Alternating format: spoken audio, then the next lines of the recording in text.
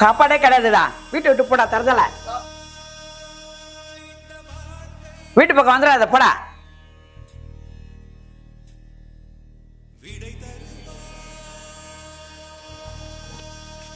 என்னடா சோமா வர?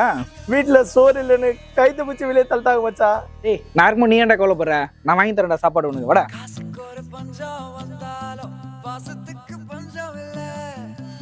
நீங்க இரு மச்சான், நான் போய் சாப்பிட எடுத்துனு வரேன். சரி. A few minutes later. என்ன மச்சான் சாப்பாடு சாப்பிட்றா? ஆடு மச்சான். மச்சான் ரொம்ப நேரமா அந்த நாய் என்ன குழு குழுன்னு பார்த்துன்னே இருக்குடா. ஏய் உனக்கு சோறு வச்சா நீ சாப்பிடல, அதே சோறு அவனுக்கு வச்சா எப்படி சாப்பிட்றான் பாத்தியா? உனக்கு நீ சோறே கிடையாது. ஓடி போடு.